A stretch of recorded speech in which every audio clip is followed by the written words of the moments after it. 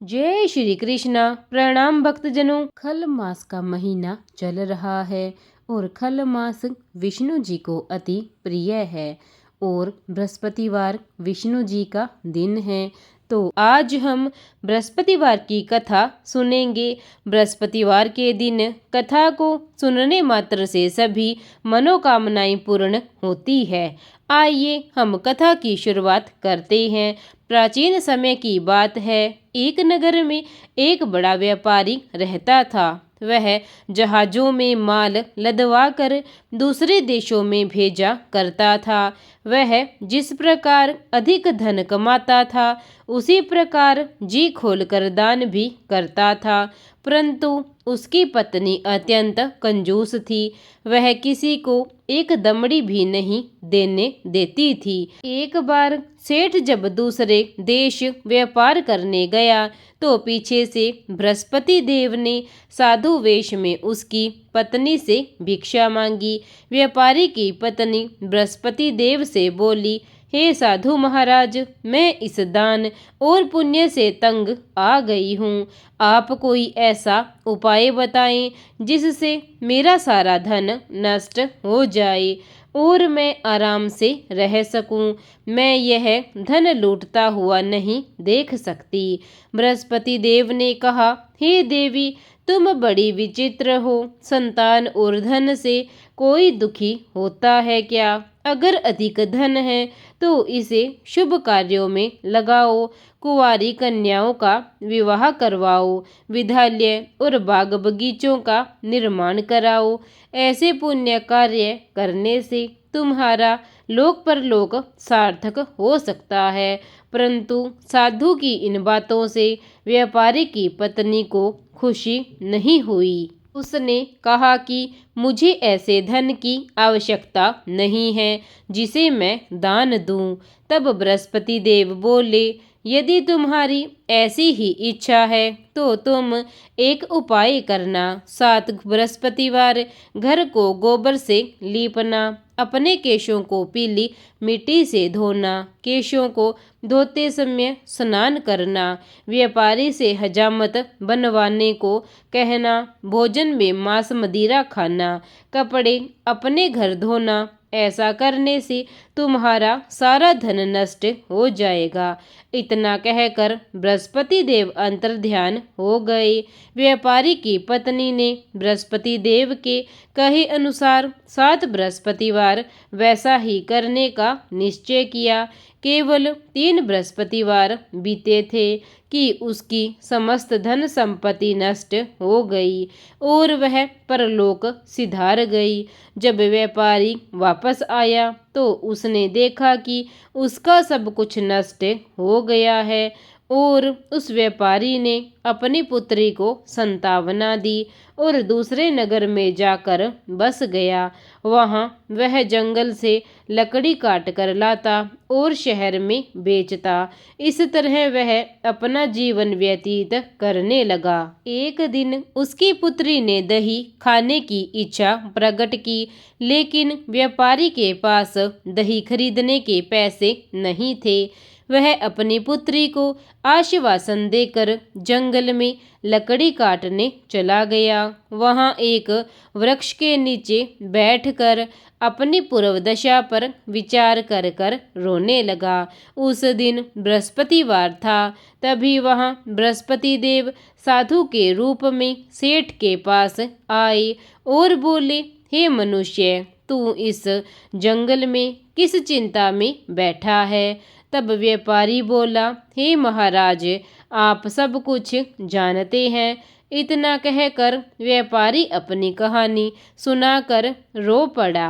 बृहस्पति देव बोले, देखो बेटा, तुम्हारी पत्नी ने बृहस्पति देव का अपमान किया था, इसी कारण तुम्हारा यह हाल हुआ है। लेकिन अब तुम किसी प्रकार की चिंता मत करो। तुम गुरुवार के दिन बृहस्पति देव का पाठ करो।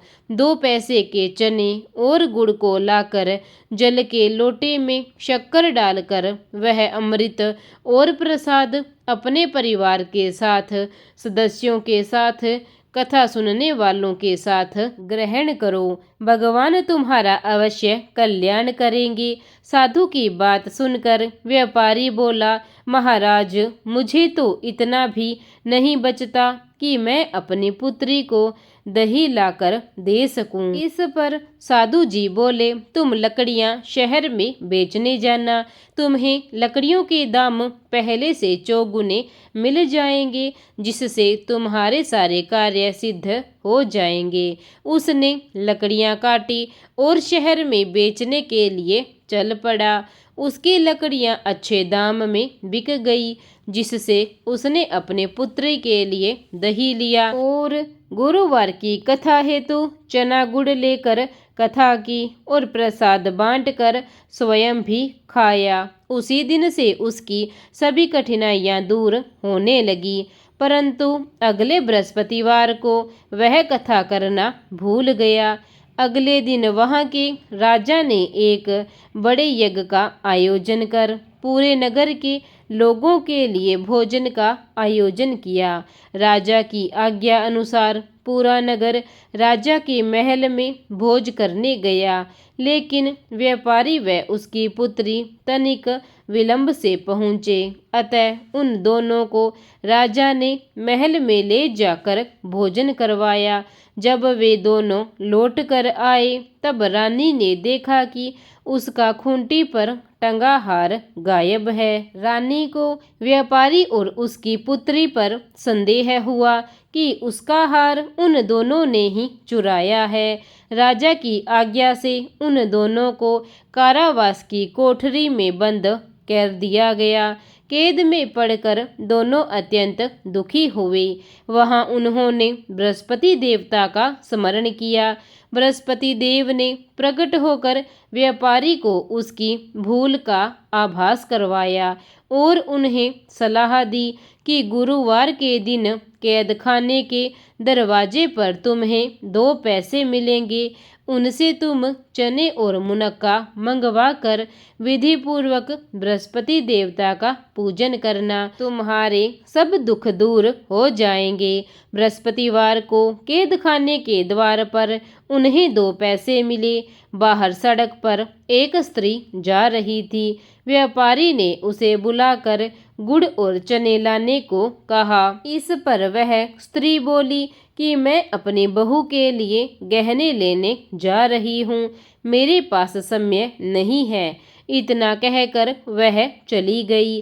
थोड़ी देर बाद वहां से एक और स्त्री निकली। व्यापारी ने उसे बुलाकर कहा कि हे बहन, मुझे बृहस्पतिवार की कथा करनी है, तुम मुझे 2 पैसे का गुड़ चना ला दो। बृहस्पति देव का नाम सुनकर वह स्त्री बोली, भाई, मैं तुम्हें अभी गुड़ चना लाकर देती हूँ। मेरा इकलौता पुत्र मर गया है। मैं उसके लिए कफन लेने जा रही थी, लेकिन मैं पहले तुम्हारा काम करूँगी, उसके बाद अपने पुत्र के लिए कफन लाऊंगी। वह स्त्री बाजार से व्यापारी के लिए गुड़ चना ले आई और स्वयं भी बृहस्पति देव की कथा सुनी। कथा के समाप्त होने पर वह स्त्री कफन लेकर अपने घर गई। घर पर लोग उसके पुत्र की लाश को राम नाम सत्य है कहते हुए शमशान ले जाने की तैयारी कर रहे थे। स्त्री बोली, मुझे अपने लड़के का मुख देख लेने दो।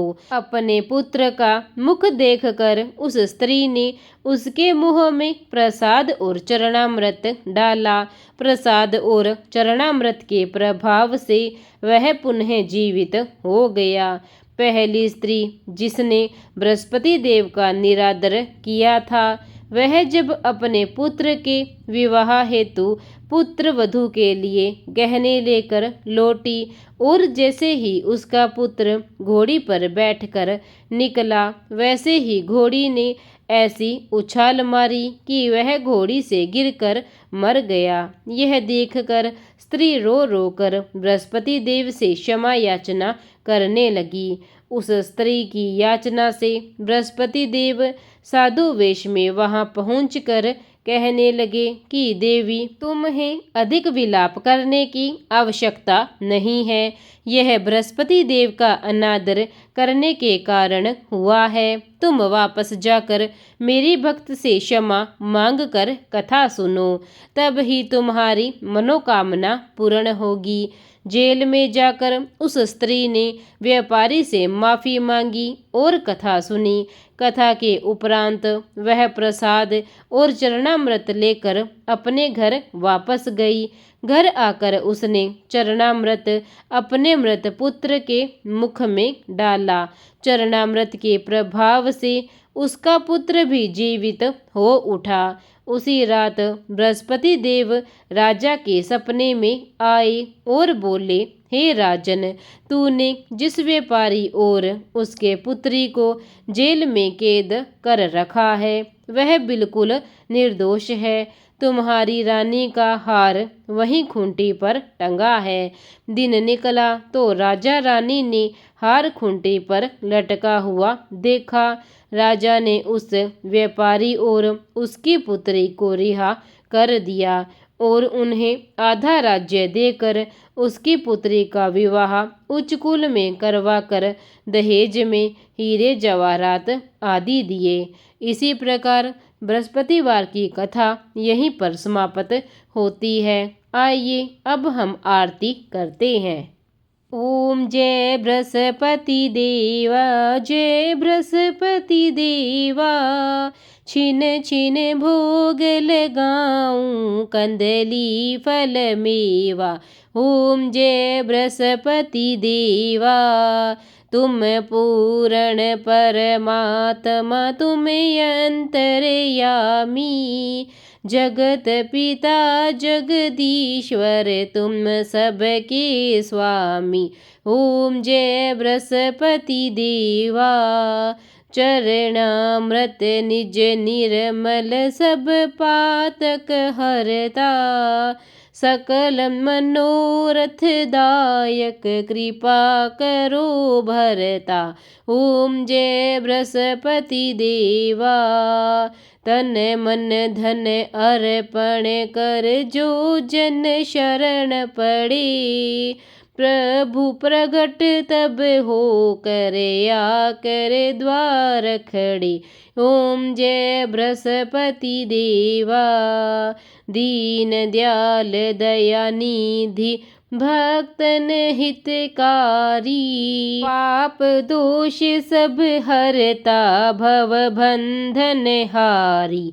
ओम जय बृहस्पति देवा, सकल मनोरथ दायक, सब संशय तारो, विष विकार मिटाओ, संतन सुखकारी।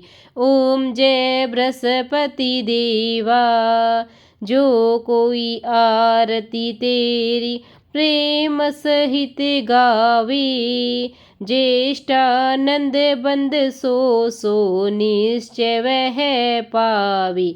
ओम जय बृहस्पति देवा, ओम जय बृहस्पति देवा, स्वामी जय बृहस्पति देवा। प्रेम से बोलिए बृहस्पति महाराज की जय। प्रिय भक्तजनों, अगर आपको कथा अच्छी लगी हो तो कथा को लाइक और चैनल को सब्सक्राइब करना ना भूलें। धन्यवाद।